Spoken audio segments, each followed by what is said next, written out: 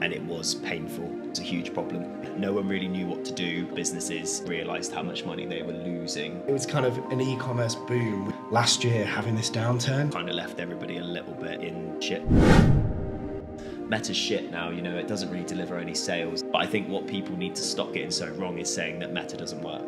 Get their heads out their asses a little bit. This is still worth investing in. We just need to do it properly. The trainer market does feel quite saturated. I imagine it's a hard beast to take on. Thinking through how you balance the fashion element with that sustainability element. If you go too far down that greenwashy, earthy sort of look, you're going to very quickly get yourself into a hole that you kind of can't get out of. The world is going to be challenging for the next 12 to 18 months. The future of e-commerce, it's a daunting one. Businesses just really need to stick to what they're good at. If your story and your brand is not good, then you're not going to survive. Welcome to episode 7 of CharleChats, the Ecommerce Podcast. My name's Nick. I'm the founder of Charle, a Shopify agency here in London. And I'm so excited to welcome you to our home for some open, honest and real conversations with some absolute A players in e-commerce right now. So without further ado, let's do this.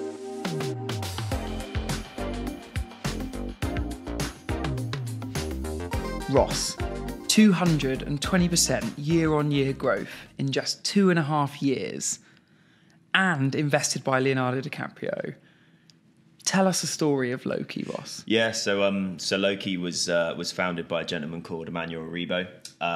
Previously owned a business called Butterfly Twists. There's 4 official founders of Loki. So Frank, Mark, Emmanuel, and Philippe. The 4 of them basically got together at the Soho House in White City. Nice. And came up with the concept for Loki after finishing and selling their last business, which was also a footwear brand.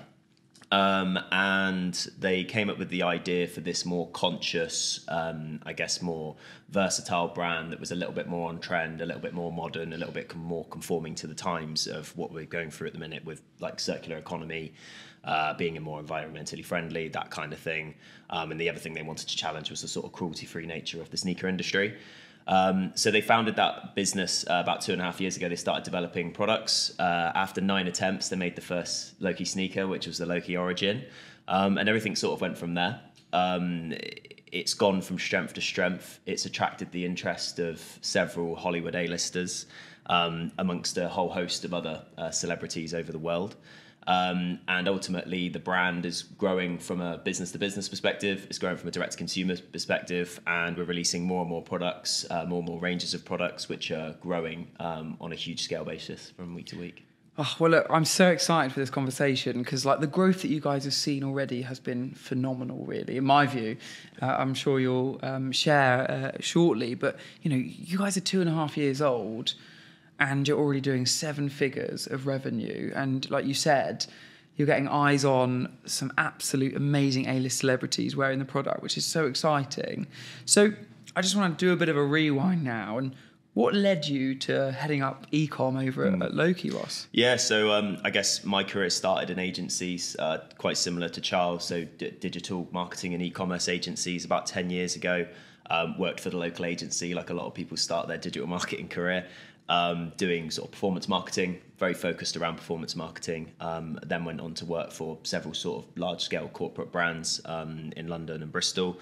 Then came back to London for a 6-month contract where I was sort of a performance marketing lead. And then went into investment for 5 years. I worked for a company called Team CHX in Bournemouth, which had several B2C and B2B brands. And then did 3 years at the Clark Equity Group, which are basically a boutique direct-to-consumer founding investor group. Okay. So essentially, they would only invest in sort of either startup or semi-startup brands that were maybe sort of 6 months to 2 years into business. And essentially, what they provided was investment in terms of actual funds, but then they would also provide support in HR, finance, and marketing. So I led that team as the head of growth. We had a 7-person team there. Did everything from development, digital marketing, performance marketing, CRM, and anything in between. after leaving there, was approached by Loki, or one of the recruitment consultancies that were working for Loki, to basically ask if I wanted to speak to the founder. Got speaking to Emmanuel, and everything sort of went from there. Was just inspired by his vision, what he wanted to create within the brand, and also just sort of the ethos that he carried, which was, I guess, a work hard, play hard nature. It wasn't going to be a 9-to-5 job, it wasn't going to be easy, but ultimately it was going to be something that would be special. And I think that's what Loki sort of proved so far as a brand. Nice. I feel like I'm just seeing you guys absolutely everywhere.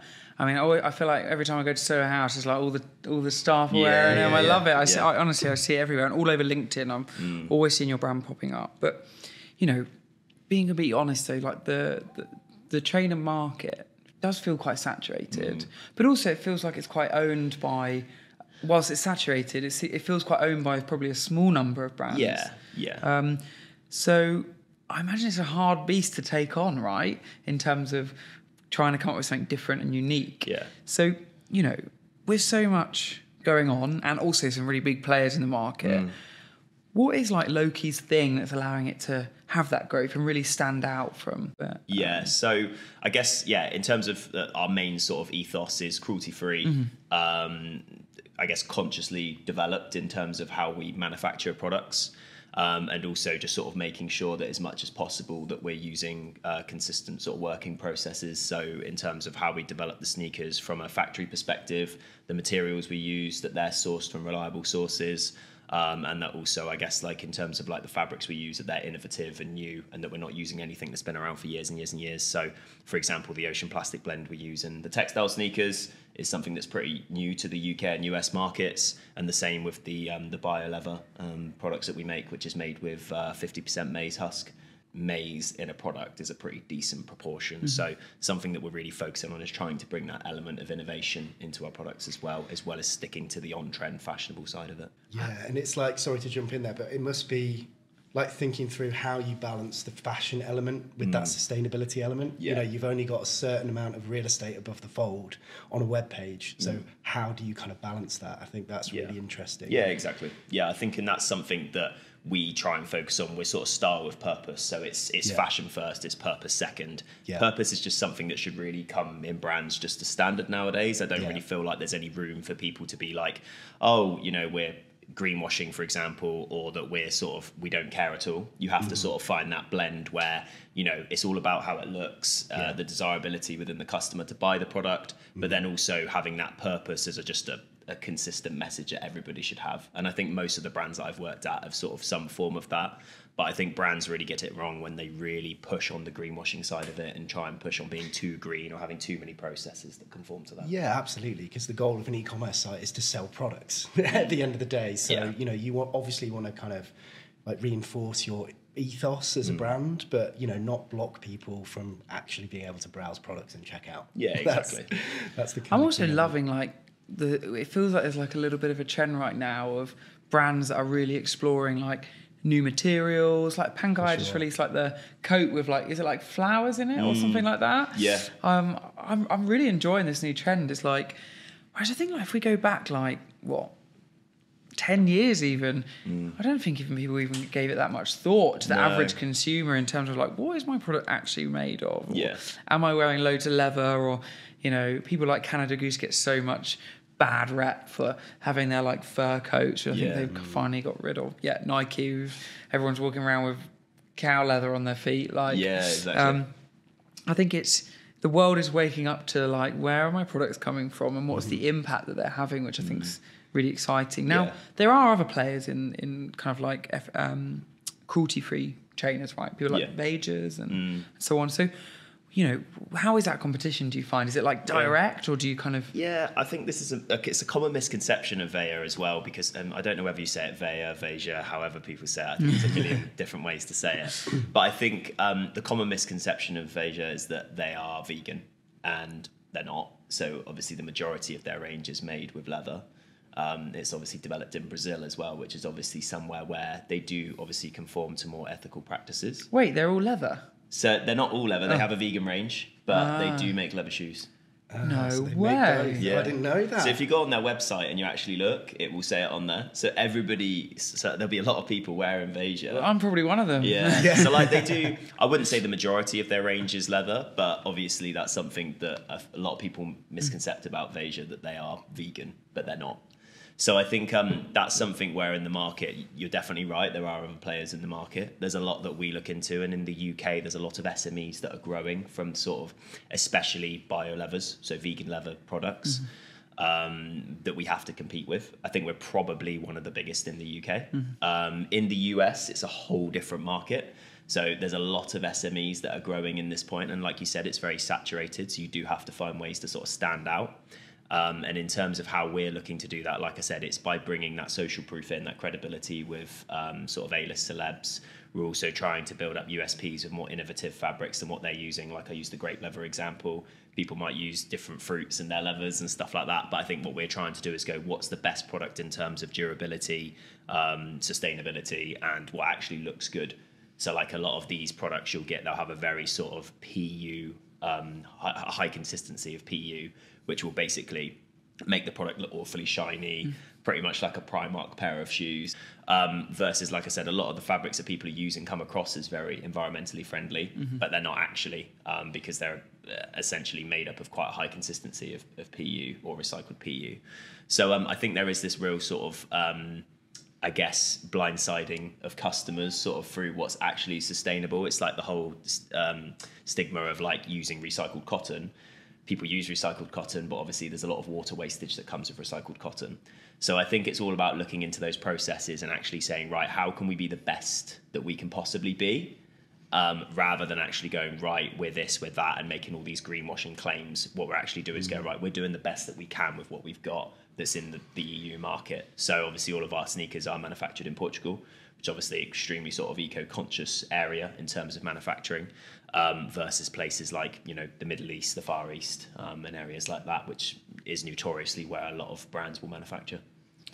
I think the one thing I found really interesting about Loki was that, you're not screaming from the rooftops that we're like an ethical brand. When I land on site right now, it feels like I'm just landing on like a cool fashion brand, right? Like that is the feel I'm getting. It's only when you dig a bit deeper that you realise you've got some of these really amazing attributes that allow you guys to stand out. Whereas, I think there's probably other players, maybe not even trainers, but like other brands that really, that is their sole identity, which I think is a really interesting position. Was that kind of purposeful? Or? I think we had a bit of a shift about 6 to 12 months ago, especially since I came into the business and sort of our CMO sort of started to take a little bit more sort of, I guess, focus into that area of the brand. We've also got quite a few strategic advisors at Loki that were sort of like, right, you might be going a little bit too far down that vegan route, a little bit too far down that area. You're losing your fashion sort of side of the business. And I think that early, sort of them catching that early and advising us to make some changes really sort of made us look into that whole style with purpose sort of concept. So it was almost like our primary messaging used to be around the eco-conscious side of Loki, but we quite quickly changed that to, it's all about being on trend. It's all about creating cool products, but then purpose just comes as standard. And I think this is where brands are all going to find themselves. If you go too far down that greenwashy, earthy sort of look, you're going to very quickly get yourself into a hole that you kind of can't get out of. And I think we caught ours at a really good time to actually go, no, we're losing our personality here. We're going too far down that eco-conscious route. We need to really focus on the products, how good the products are. And I think that just ties into what makes a good brand nowadays, is focusing on the product and the design and the innovation of the product, rather than sort of saying, look at us, we use this crazy fabric from Brazil and it's, the most environmentally fabric in the world, that kind of thing. I think that's something that people are a little bit sick of, actually just saying, right, we're super green, we're this, we're that. I think it's the claim of actually like, look, we're doing the best we can with what we've got, what we can source and that kind of thing. And I think that's where Loki is a very honest and trustworthy brand versus a lot of brands that maybe don't have quite that same ethos. I think it's really refreshing, isn't it? Because like this has to be the way forward. It needs to be a standard that brands are doing the right thing by supply chain, product, materials. Because as consumers, it's really impossible to know. You can land on a site, you can see all the greenwashy stuff that you spoke about. Yeah, unless you're really going to go and visit the factories or actually going to get the materials under a microscope and really see what happens. It's one of those prove it moments, isn't it? Yeah. It's almost like prove it. You know, you say you've got the most environmentally friendly fabric in the world. Have you? How do we all know? You can tell any kind of story you want. And I feel like honesty is something that's going to be really important with brands in the next sort of 2 to 3 years, especially with most territories going through a financial crisis. People are going to buy from brands that they trust, that they know is worth the investment, especially when the AOV is sort of above £100 and they know it's not a fast fashion product. It's I guess, more long-term product that you're investing in. So they'll want that trust. And we've done that in every single process we have. So like, for example, we offer like a lifetime warranty with our products as well. So the lifetime of the product. So something else that we stand by. It just means that we're showing that not only are we being conscious, we're actually standing by our product as well and standing by the development and the manufacturing of it. I think it's awesome that we're speaking to quite a lot of brands we had a number of brands on this podcast who have shared similar narratives, and people like Cambridge Satchel, they sort of say it's a bag for life. Finisterre, they do repairs for like jumpers and things, so you can keep or send it in for like pre-loved. I think it's really refreshing that brands are really kind of going, it's not about just shifting units after units, and actually it's about, yes, all right, you might pay a little bit more for the product, but it's going to last you so much longer. Circular economy, I guess, isn't it? Yeah. So I think some initiatives that we've sort of launched recently, something called Loki Renew. So essentially what Loki Renew is essentially to incentivize a customer to recycle their old sneakers and replace them with a pair of Lokis. So what we basically do is we'll say, look, recycle any of your old pair of sneakers and we'll give you a voucher towards your next pair of Lokis. That's awesome. And I know this is something that's becoming quite common, is we're actually taking, for example, I guess unenvironmentally friendly products off the streets and we're putting environmentally friendly products on the streets. Or we're taking that pair of, leather Air Force Ones off the streets and we're replacing them with a maize leather pair of Loki Atoms, for example. So I think that's something a lot of businesses are doing. But I think there's also the element here, like the previous brand I worked for, Frudark, they used to do sort of like jacket repairs similar to like what you were saying with Finisterre. And I think that also ties into this circular economy of reuse rather than rebuy. And I think as brands get older and older and longer, I guess the longer they're around, the more they'll sort of offer that sort of thing. And I know Arc'teryx are a very big adopter of that, is actually saying, don't buy a new jacket, buy one from our recycled range or buy one from our reused range, or actually send yours in and we'll fix it for you either free of charge or, for very minimal cost. Yeah, because there has to be, it's all well and good us sitting here and saying, don't buy as much. Our supply chain's a lot more ethical, but at the end of the day, we're all businesses and we need to make money and we've got to drive growth.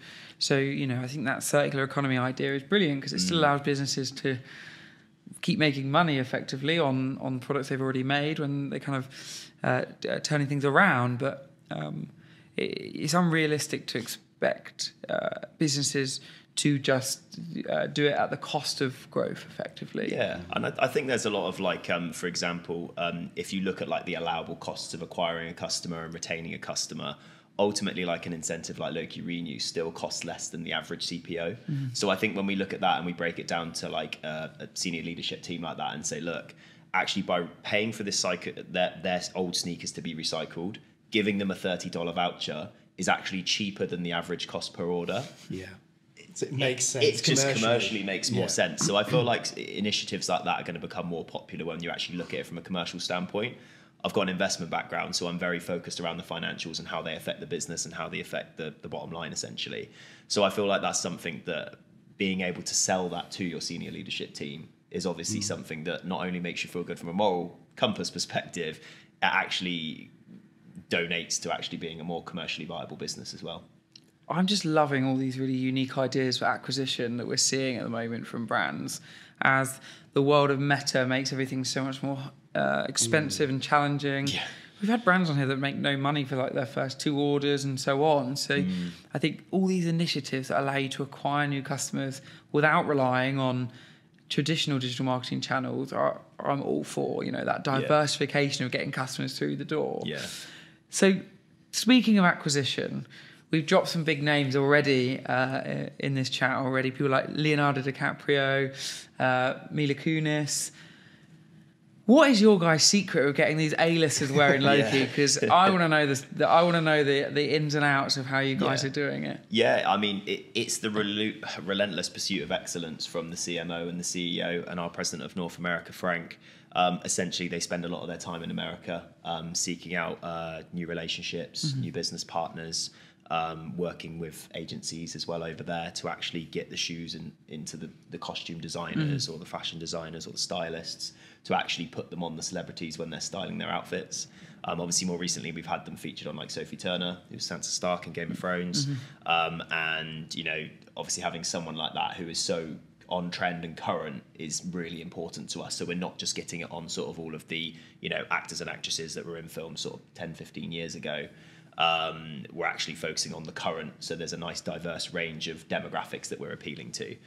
So I kind of feel like that's how we're doing it, is the dedication from the senior leadership team, and the fact that even though they've got families, they will go and spend a good amount of time in America to actually go and dominate that market. And it's just, like I said, it's relentless, and I think it's a huge credit to them and their dedication to get us into those areas. I don't know any other brand that's doing that at the moment, that's able to get their product on quite so many key opinion leaders that are so well known. So you mentioned like quite a lot of the challenges that Brexit has brought. You guys within an international strategy in terms of import, export, couriers not really knowing what's the right thing to do and so on. And I know that Shopify have been doing work to try and improve like duties, with customers getting massive bills when parcels end up at their door. I know I had one. It was like £100. I was like, I literally bought something that was £10. Like, I'm not going to get it now. Like, I'll just leave it. Yeah. What do you think have been the biggest challenges for Loki to overcome in your international strategy? Yeah, so obviously when Brexit happened, I was at, I was at Frudark when Brexit actually came about. DHL didn't have a clue what they were doing. Kind of left everybody a little bit in the shit. Can I swear? Absolutely. So left everyone in the shit. And essentially, when we were using them as our sole export provider outside of the UK, it was a huge problem, because through Dark we were doing probably 300 to 400 orders a day that were outside of the UK at that point. And it was painful, to say the least, because we had issue after issue with import duties, export duties, that kind of thing. So what were like some of the tangible issues that you would face as a brand? Yeah, I guess, like I said, customers making complaints over customer service. That was like a huge issue, trying to navigate that, working out how we're going to pay it. Are they going to return it? Who's going to pay for that return of it? Because obviously DHL weren't really helping. And that was like them getting duties fees to pay when the parcel arrived, basically. Yeah, exactly. And some of them were hundreds of pounds, obviously. And I think we weren't really taught by DHL how to navigate that properly. So we actually started to branch out and use different couriers for different territories. So we started to use different couriers for different territories and actually look at how we could maybe spread the endpoints so we have multiple points of failure. So we could actually say, like, right, FedEx are handling the US really well, or they're handling the US East Coast very well, or, for example, DHL are handling the Far East really well, so let's keep that there, or I don't know, Parcel Force are dealing with the EU well, so let's leave that there. So what we started to do was just spread the risk out a little bit and actually look at how we could actually say, right, if we use multiple providers, we can see which ones are working well, which ones aren't working well, and then turn them off and use those ones that are working well in the different markets. DHL were a huge problem. But I think now they've sort of all worked it out, and I think since I've been at Loki, there's less and less problems. I think the issue is actually having a company that understands how to do that export from the UK into the EU market. What data is actually needed and needs to be provided from the shipper to actually for it not to be a problem. And I guess in terms of that, you need a middleware to do that. We've been working with a company called Swap Commerce that basically are looking to build out a product that does that. I know there's a few providers, for example, like ShipStation and that kind of thing, that do a lot of this already. But there's not many that are sort of UK owned and understand the UK market. So I know that's something that we're looking into using. UK 3PLs are not very well clued up on this, so we do get a lot of issues with it still. I'd probably say maybe 1 in 10 parcels we have an import issue with in the EU.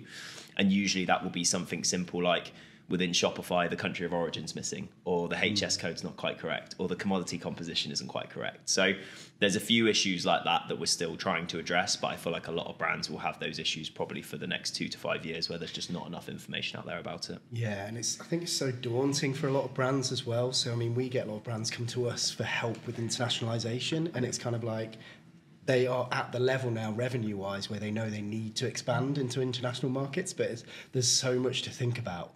You know, it's not just the website, which is obviously what they're asking us about, you know, getting the website geared up for international markets, but it's all the post-purchase things that need to happen to get that parcel to the customer's door. Like, there is so much to think about: warehousing, couriers, like data, as you say, like making sure that all the formatting's correct so that it goes into other platforms in the right format, so it can be processed. It really is daunting for a lot of brands. Yeah, and I think what's important is not to let it stop brands from wanting to grow in the EU market. I think that's the biggest thing about it. I think there's ways to navigate it.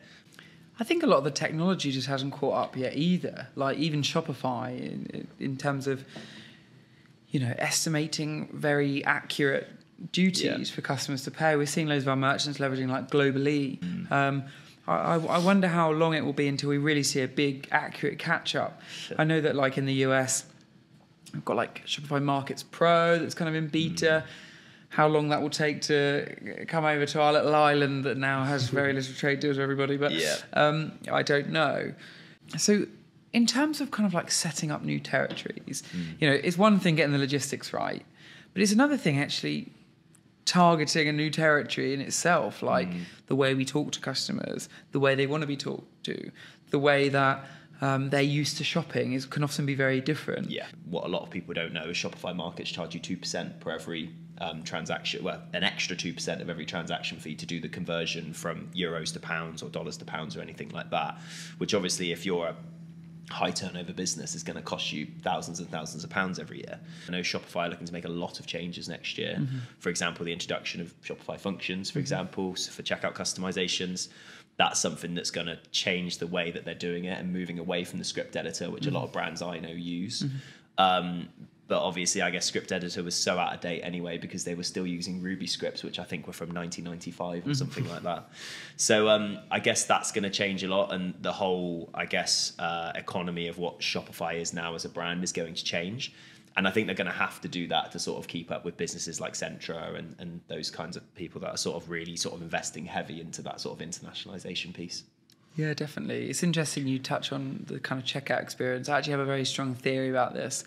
I think in the current tech stack that we see right now, we see brands like very much investing in like a reviews partner or loyalty partners and so on. Very rarely do you see brands like building out their own tech there. I actually have a big theory that that's what we're going to see within like the checkout space. Historically, brands would go to agencies to like customize their checkout, you know, add unique logic and so on. But already we're seeing so many of the app partners really take hold of this checkout experience. Things like Rebuy have got a complete unique checkout extensibility kind of toolkit that they're using already. And actually, with checkout extensibility, I've seen a little bit of like a push and a pull from the community because yes, it's great that we're moving away from very Ruby-driven kind of discounting, but actually we're really talking about building apps now when we're looking at functions, which is very different to the Shopify dream is like off you go. Yeah. So plug and play kind of system. Yeah, it's very, very different. And the investment levels are going to be very different. You know, I think realistically, when you've got unique features at checkout now, that could take you 6 months to 12 months if you're going to build it all out in React or whatever.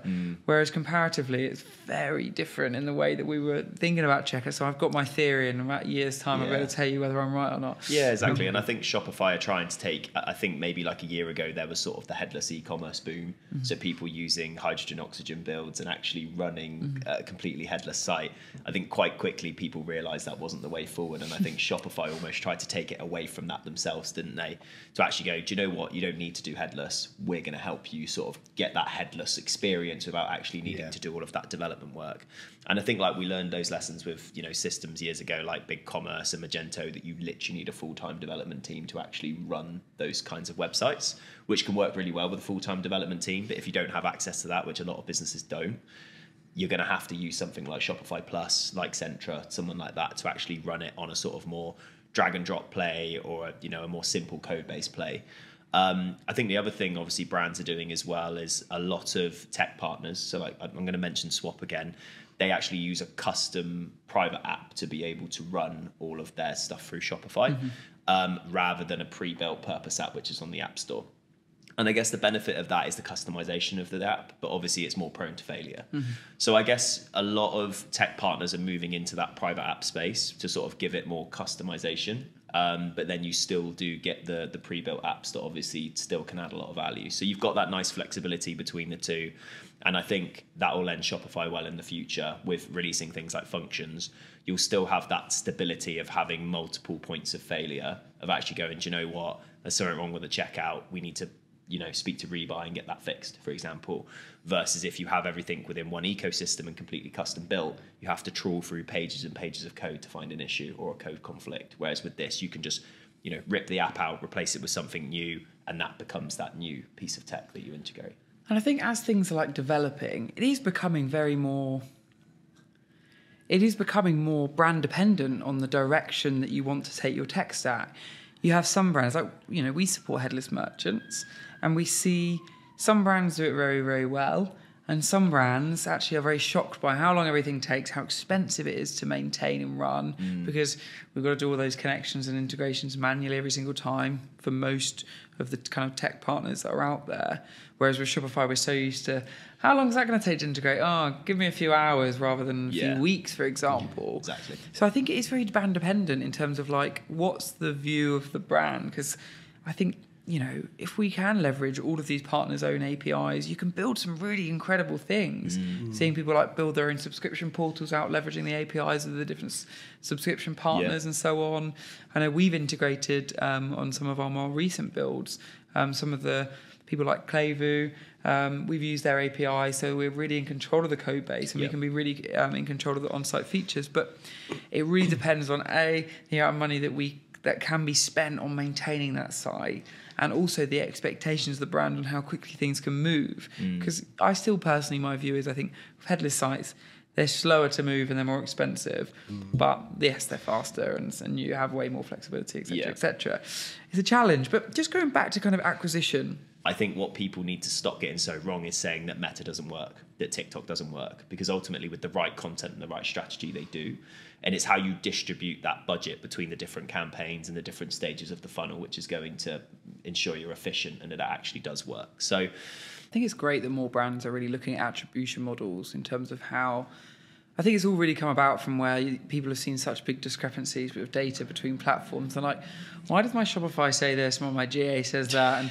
And actually, it's a really vital thing to understand, because nobody really buys that quickly, in my view. I've traced back multiple moments of when I've actually bought something, and I always think it's like 6 to 12 months later. Yet when we're running campaigns, we're like, what's the conversion rate on this new cold group of people in the last 60 days? It's like, well, it could be that we need to keep talking to them for a very long time until actually that you're investing into the next 6 to 12 months rather than, and especially with a high AOV as well, because if your AOV is anything north of £100, ultimately your consideration phase is going to be at least probably 14 to 21 days. So I think that's something that also a lot of brands need to look at and go, now all of the attribution timings are about 7 days, for example, with Meta. You can't actually attribute that data to that sale to that channel in 7 days, because ultimately they're not going to purchase within 7 days unless it's a low AOV brand. That's the only time you're going to get that. And I think it's all about making sure that visibility that I think so many brands often forget is like, did I see them on the bus this morning? Did I see them on the tube? Then when I go on Instagram, they're there again. Or when I'm on LinkedIn, I see them. Or when I'm searching for that type of product, do I then see them straight up in search and so on? That multi-touch approach with customers, I personally believe that is the way that you do it, because you need to keep reminding people over a long period of time. It's unlikely you're going to show one ad on Instagram and they're going to go, oh yeah, I'm going to buy it. Yeah, it just doesn't happen in my view. All right, fair enough. I'm sure it does. That's me, by the way. That was okay. Click straight away. Buying £700 Gucci traders on a single click. But, we're seeing more and more data platforms like Triple Whale and so on that actually give the control of attribution models over back to even with GA4, really, as painful as it is. It's so painful. It's giving control back to the merchant on how actually attributing, which is vital, isn't it? Because then you stop screaming at your ads agency when the conversions don't look right and so on. With Meta, it's something, like I said, where it has become a reach channel. It is something where it's very much about attracting new customers, retargeting pre-existing customers. So there is a level of, I guess, last click attribution there that you can see, especially when you're doing anything bottom of funnel or retargeting based. But I think in terms of how it's used, it's changed a lot in the last 18 months. And I feel like we need to really focus in on how you can leverage it from those tools like Triple Whale, Phosphor, Northbeam. All of those are good indicators of how much it's contributing towards your attribution. And I feel like it's not really changed. I feel like Meta's always been the same. Yes, all right, it's lost like a little bit of data since the iOS changes, but ultimately you can still target pretty effectively on it. But it's more creative driven now. So ultimately it's about having really good content, putting that into a semi-decent audience and actually managing to get that click through to the website or to that video view so you can retarget them on another channel. Would sort of trust Meta's data and actually say, right, well, within 28 days, we've got a 28 ROAS, spending £500 on this ad or something like that, which was just obviously not correct, because you would get crossover with your CRM, you would get crossover with Google Ads, you would get all those crossover points. So I think it's actually made the data cleaner.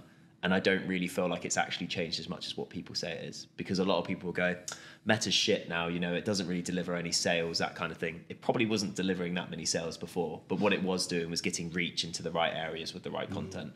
So I kind of feel like people need to kind of get their heads out their asses a little bit and actually sort of say like, look, this is still worth investing in. We just need to do it properly and we need to spend money on content, because I think that's one of the things that companies are getting so wrong, is they're forgetting that storytelling, campaigns, content, and the brand is actually the most important thing about all of this, rather than trying to find the closest interest audience you can to your current buyers or something like that. It's actually just making really cool content. And the potential reach is incomparable. It still is. The potential reach from Facebook, Instagram, and TikTok, obviously, as well, is huge. And I think it's all about making that, as you say, amazing content that just draws people in. Yeah, it doesn't always have to be this like polished article either, like some people can make some really good UGC. You can have the polished content at the top of the funnel, which really makes people go, wow, this is a really credible, cool brand. But then when you get to the middle and bottom of the funnel, you can actually say like, right, what more storytelling UGC can we use to re-engage the customer? Can we use in that consideration period of actually saying, right, between the first 7 days when they first click through to the website from Meta, how can we in 14 to 28 days actually say, right, here's why Loki's cool, for example. Here's why this brand is cool, versus here's why you should click through, look at this credible brand. Now, why should you buy this particular product? Why should you buy from this particular range of products? And I feel that's what UGC really sort of contributes to it. And I kind of feel like I'm not an influencer marketing expert, but you've kind of got this model where you've got ambassadors and academy. So this is your reach partners. So I basically split it into like an upside down pyramid. Basically go, ambassadors are at the top, academy are your sort of, I guess, micro ambassadors. And then lower down the funnel, you have your macro and micro influencers, which are your conversion drivers. So they're ultimately people that are more relatable to you and I. So they might be, 28-year-old, male who's in London and, is a skater who goes down a skate park and does a kickflip or something crazy. Thanks for saying 28, Ross. Yeah. So basically that's how I see influencer marketing working now. So you can have your reach partners that drive your eyes on, they build your top of funnel out, but then ultimately your bottom of funnel and retargeting is driven by macro and micro influencers. But I also think like the type of content that brands are showing customers, it's not that different to what we were when it was all print media. Like even like, I don't know, I'm a bit obsessed with tube ads. I'm no train fanatic, but I do like looking at tube ads. And like Monday.com, like the workplace app. When they first started doing tube ads, that was like a massive thing for them. They're everywhere. And it was, all of the ads was so like explanatory. They really explained what it was about, like what you can do and so on. The other day I was on the tube and I literally just see the Monday.com and next to it, it was one sentence that says where work happens. Yeah. because they've done that like top of funnel reach piece first. All right, fair enough. We can't run it all simultaneously because it's not digital. But the idea is the same. And actually, I think e-commerce is terrible for overcomplicating everything to the point where no one really knows which way to turn. But actually, it all makes a lot of sense in terms of what you were saying. Even with influencer strategy, you've got eyes on, but it's a celebrity that's untouchable that no one really can actually relate to that well. Exactly. But then when you get the micro influencers, that are people that look like me and they do similar things to me, probably a lot cooler than me, then they're like, yes, now I'm going to buy, which makes a lot of sense. It's more within reach, isn't it? I guess like a micro or macro influencer. They're people like my partner's housemate has literally just become like a micro TikTok influencer, and it's happened literally in the last 2 weeks. And her reach went from like 1,000 people to like 20,000 people, just sort of like overnight by making these quirky videos that she makes. And it's one of those things where like that person is way more relatable than like, you know, Lucy Hale, for example. You know, she's a Hollywood actress that basically, you know, all right, she's pretty and, you know, she's been in some cool films and things like that. But then actually that's not within a lot of people's reach. Whereas obviously the macro micro influencers, these are people just like you and I who are just doing their thing. You know, they might make videos. They might actually just be someone who's accidentally fell into that realm.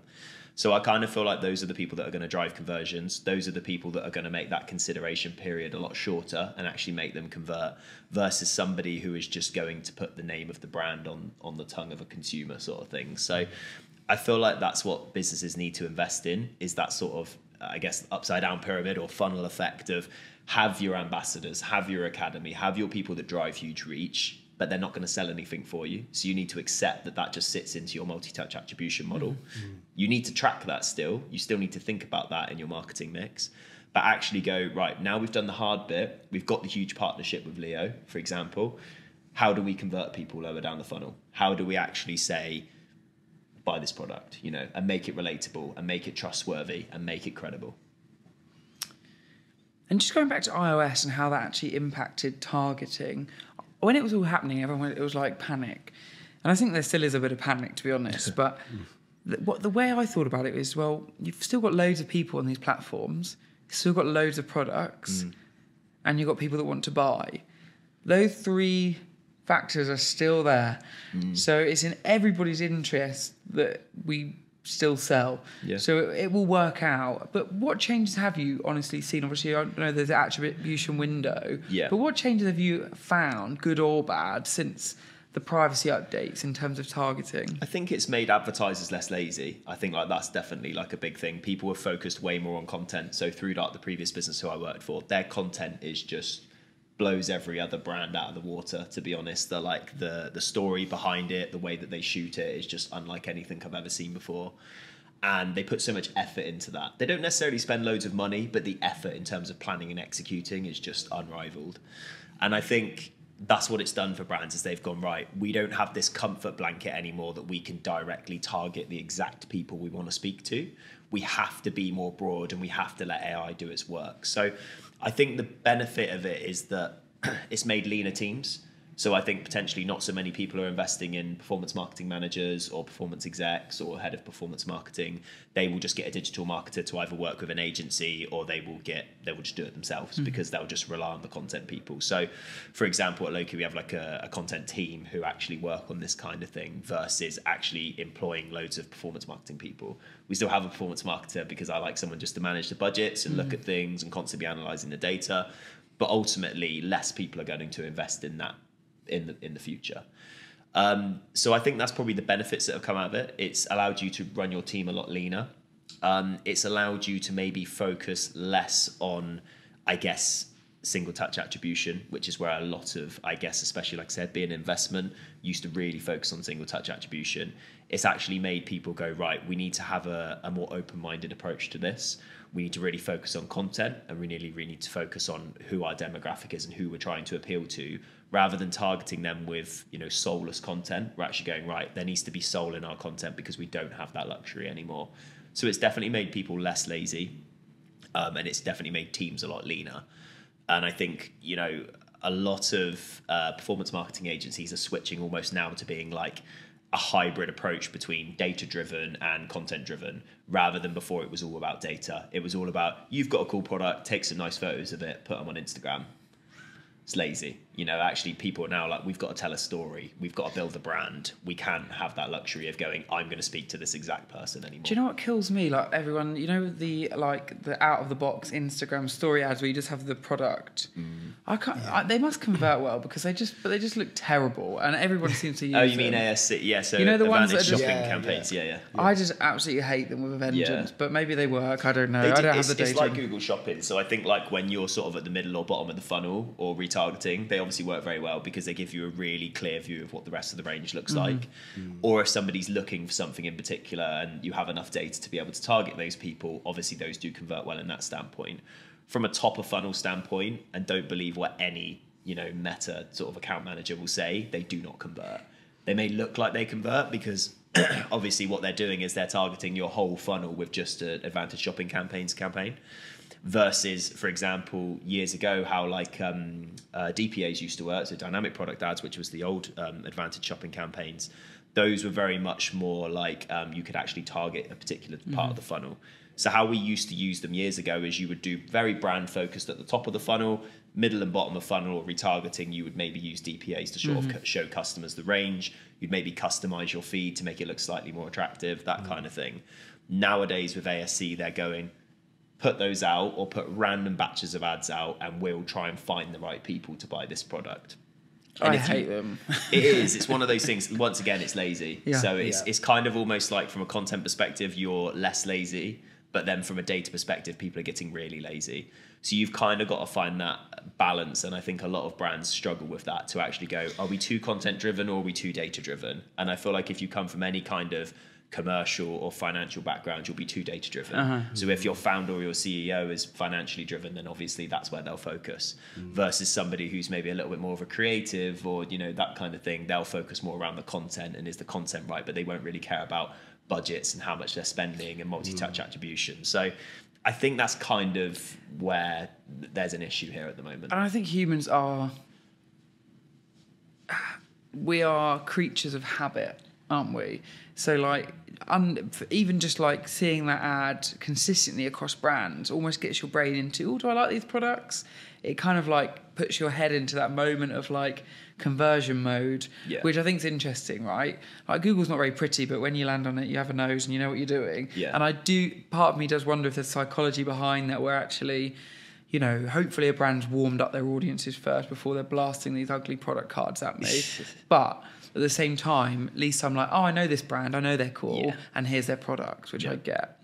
Do we have to spend more to target the right people, though, in your view right now? Yeah, I think you do compared to what you did have to 2 or 3 years ago. I feel like things are less efficient than what they once were.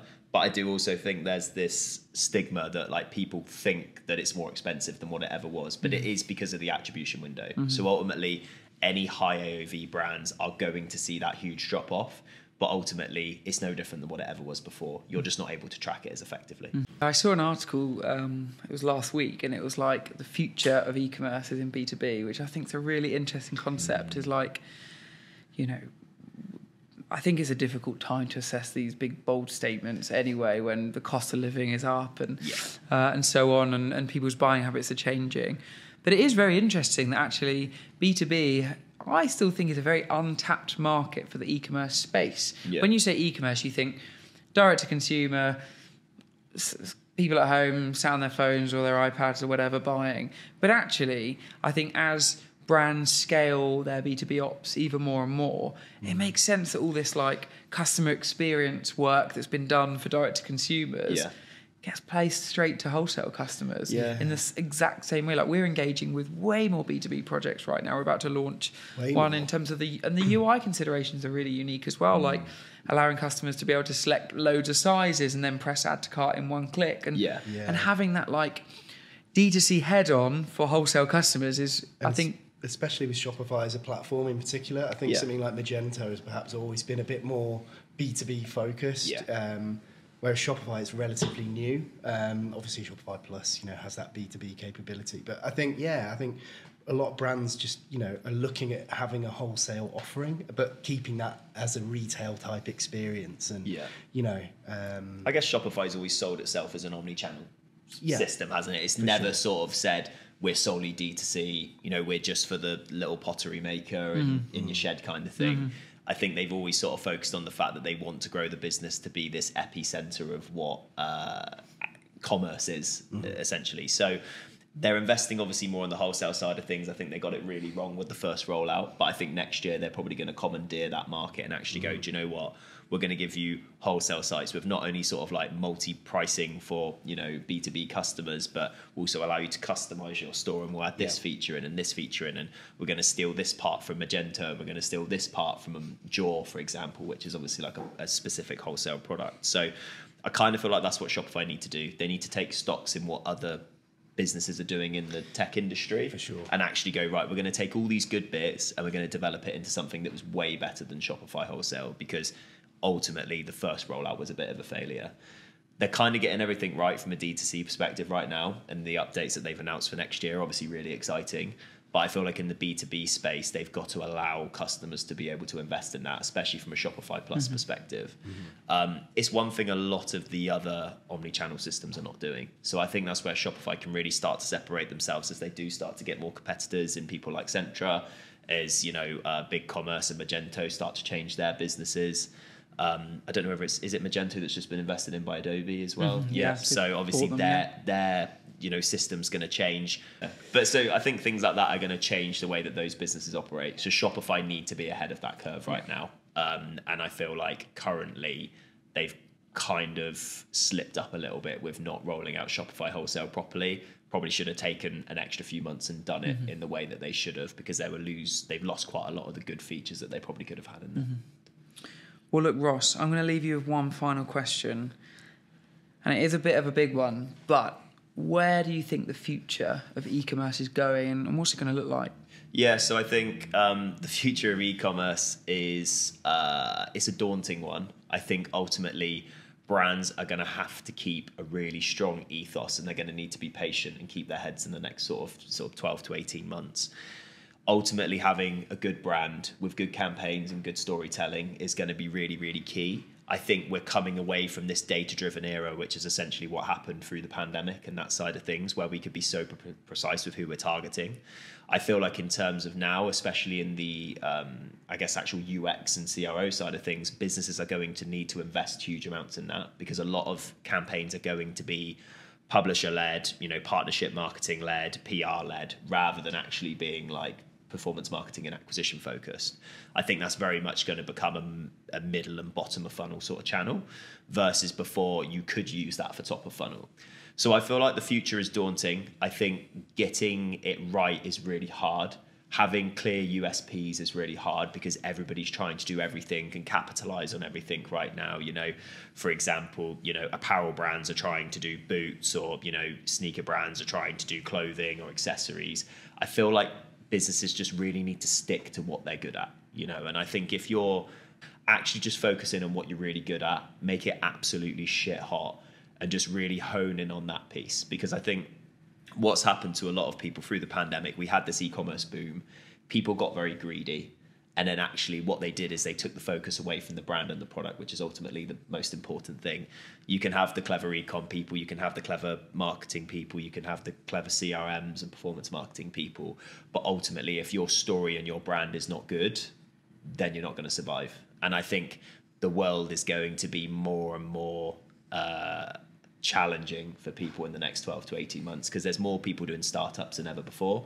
There's more funding for startups than ever before. And I think you almost saw in the last 3 years the death of the high street. I think the high street's actually going to start to flourish a little bit, and people are going to invest more in bricks and mortar, because it's that trust element that you don't get with the customer online. So I feel like you're going to need to move in parallel with both of those channels. You're going to need to have bricks and mortar. You're going to need to have decent online presence, good UX, good CRO. But ultimately, alongside that, you need to have this really strong brand and strong brand ethos that just fires straight up through the middle and fuels both channels. I always really compare e-com and digital marketing to like an F1 car. ultimately you can build the best F1 car in the world, but if you have a terrible driver or you have no fuel in the car, it's not going to drive. So ultimately your fuel is your PR and your digital PR, but then your drive is your brand, and ultimately if you don't have that, you're not going to win. So I kind of feel like that's something that we all just need to take a step back sometimes, stop being impatient, and actually just go, I need to make a shit hot product with a shit hot brand, and everything else will do the work for me. I can get the specialist in to run the UX and CRO strategy. I can get the specialist in to run the performance marketing strategy. But if I don't make good content and a good product that's desirable, then ultimately it's not going to win. So For sure. Well, look, Ross, Andre, thank you so much for joining me on CharleChats, the e-commerce podcast. It's been an absolute pleasure to learn about Loki and learn about your last 2.5 years. And I wish you all the success in your future growth. cool. Thanks for having me, Nick. Cheers, guys. Cheers, Thanks. Nick. Thank you. It's absolutely amazing to see new brands who are absolutely killing it. Thank you so much for tuning in to episode 7 of CharleChats, the e-commerce podcast. Please subscribe to us on YouTube, and we'll be back again very soon.